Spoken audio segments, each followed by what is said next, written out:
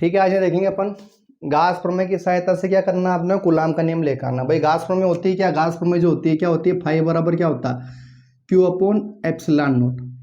इसकी सहायता से आपको क्या लेकर आना है, कूलाम का नियम। और कूलाम का नियम क्या होता है, ए बराबर 1/4 pi epsilon naught Q Q naught upon R square, है ना। पढ़ा होगा जब चैप्टर शुरुआत करी होगी चैप्टर 1 की, तो वहाँ कूलाम का नियम ये था अपना, है ना। ठीक है, तो आपको गाउस प्रमेय की हेल्प से आपको ये नियम प्रूव करना है, कूलाम का नियम।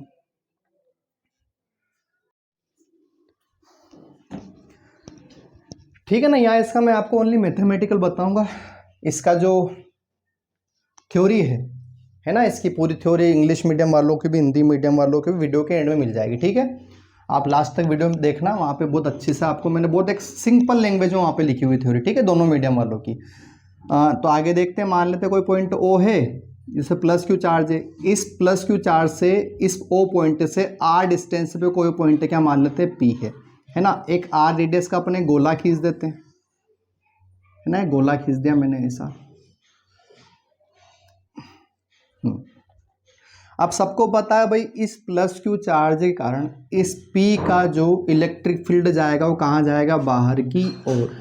ठीक है ना, आपको ये बात ध्यान रखनी है हमेशा कि भाई प्लस क्यू चार्ज के कारण जो P का जो इलेक्ट्रिक फील्ड जाता है वो कहाँ जाता है, बाहर की ओर। और माइनस क्यू चार्ज के कारण जो इलेक्ट्रिक फील्ड होता है वो कहाँ आता है, अंदर की ओर। ठीक है, फिलहाल अपने को निकालना क्या, इसका फ्लक्स निकालना है। तो एक साथ फ्लक्स को तो निकाल नहीं सकते, तो अपन क्या करते हैं, छोटे छोटे सरफेस का फ्लक्स निकाल लेंगे। छोटे छोटे सरफेस से मतलब ये ऐसे ऐसे, है ना, छोटे छोटे सरफेस, है ना, डीएस, हर एक सरफेस को क्या मान लिया मैंने, डीएस डीएस, है ना।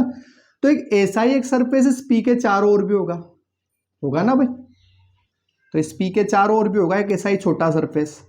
अब इसका एरिया वेक्टर कैसे रहेगा भाई, ऐसे रहेगा, ये ऐसे इधर की डायरेक्शन में। भाई मान लो ये ऐसे रखा, ये पी पॉइंट आपका देखो मेरे, ये यहाँ पे इस जगह बीच में देखना, ये बाहर वाला पार्ट है।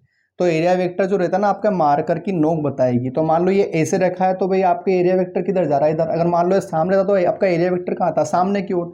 तो भाई पी पॉइंट किधर है, ऐसे है, तो इसका एरिया वेक्टर भी किधर रहेगा, इस इलेक्ट्रिक फील्ड की डायरेक्शन में ही है। ठीक है, अपन निकालते हैं फ्लक्स छोटे पार्ट का, है ना। तो फ्लक्स का क्या होता है, ईडीएस कोस थीटा होता है, पता है सभी को ये, है ना। जहाँ थीटा क्या होता है, थीटा वो एंगल है जो ई और डीएस के बीच में बनता है। तो ई और डीएस के बीच में कितने डिग्री का एंगल बन रहा है भाई, थीटा आपका कितना हो जाएगा, 0 डिग्री हो जाएगा। कोस 0 डिग्री बराबर कितना होता है, 1।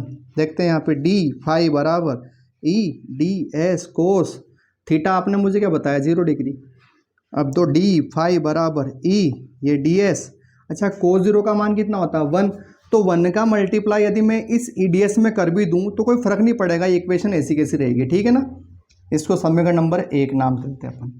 ये तुमने जो फ्लक्स का निकाला है, कौन से पार्ट का निकाला है, छोटे पार्ट का निकाला है, छोटे सरफेस का निकालना अपने को, नेट इस गोले का निकालना, नेट इस स्फीयर का निकालना।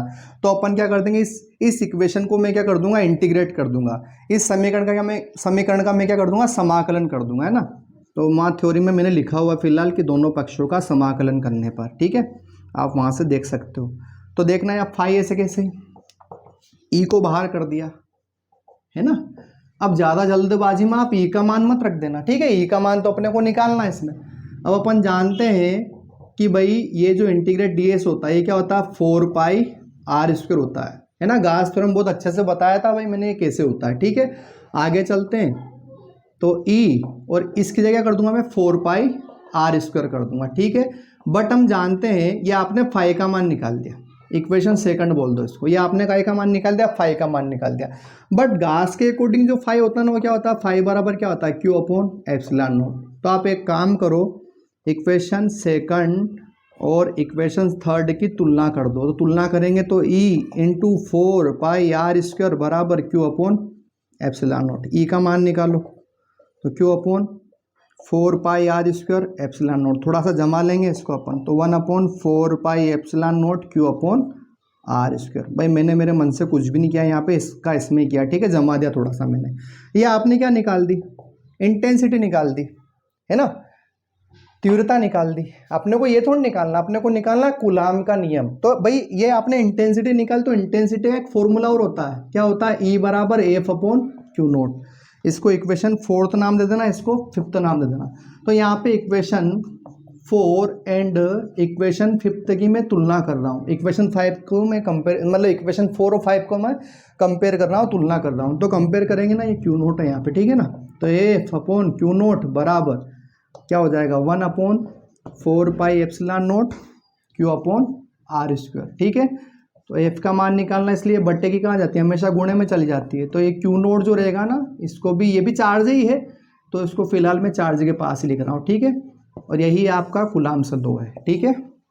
एक बार देख लो बहुत अच्छे से इसको कि भाई ई जो थीटा होता है, ई और डी एस के बीच बनने वाला एंगल होता है, तो थीटा की जगह 0 डिग्री ये, तो कोस 0 डिग्री का मान कितना होता है 1, और 1 का मल्टीप्लाई इसमें कर भी देंगे तो कोई फर्क नहीं पड़ेगा। तो डी फाई बराबर क्या आ गया, ए डी एस आ गया। ये आपके छोटे पार्ट का फ्लक्स था है ना। अपने को नेट निकालना है इसका, तो नेट निकालने के लिए क्या करेंगे अपन, इंटीग्रेट कर देंगे, है ना, इस इक्वेशन का। तो इंटीग्रेट सभी को पता है कैसे करते हैं। इस इंटीग्रेट के साइन से डी कट जाए, क्या बचेगा, ओनली 5 बचेगा। इसी को बाहर कर दिया मैंने। और ये इंटीग्रेट डी एस क्या होता है, 4πr² होता है, बताया था पहले, है ना। तो ई और इसकी जगह मैंने 4πr² लिख दिया, इक्वेशन सेकंड। ये आपने काय का मान निकाल दिया, यहाँ पे फाई का मान निकाल दिया। बट गास नियम के अकॉर्डिंग क्या होता है, क्यू अपॉन एप्सिलॉन नोट होता है। तो ये भी फाई का मान, ये भी फाई का मान, दोनों की तुलना कर दूंगा। तो एक साइड मैंने इसको लिख दिया ना, एक साइड इसको लिख दिया, है ना भाई। ये भी फाई का, एक फाई का मान तो ये था और एक फाई का मान ये है। तो अपन ई का मान निकालते हैं। तो ये जितना, ये जो गुणे में है ना, इसके बट्टे में चला जाएगा। थोड़ा सा जमा दिया मैंने। ये आपने क्या निकाल दी, इंटेंसिटी निकाल दी। बट इंटेंसिटी का एक फॉर्मूला और होता है अपना, क्या होता है, ई बराबर एफ अपॉन क्यू नोट। तो भाई आपका ये भी ई का मान है और ये भी ई का मान है, वापस दोनों की तुलना कर देंगे अपन, है ना। तो ये जो तुलना करेंगे तो अपोन का जो क्यू नोट है, ये टेस्ट चार्ज हो, ये जो बट्टे की जो रहेगी वो कहाँ चला जाएगा, गुणे में चला जाएगा, ठीक है। बट्टे की संख्या कहाँ जाती है, हमेशा गुणे में जाती है। तो गुणे में कहाँ लिख दिया मैंने, इसको क्यू के पास लिख दिया, क्योंकि क्यू नोट भी क्या एक चार्ज है और क्यू भी क्या एक प्रकार का चार्ज है, दोनों को पास पास कर दिया मैंने, ठीक है। यही आपका कूलाम्ब लॉ है, ठीक है।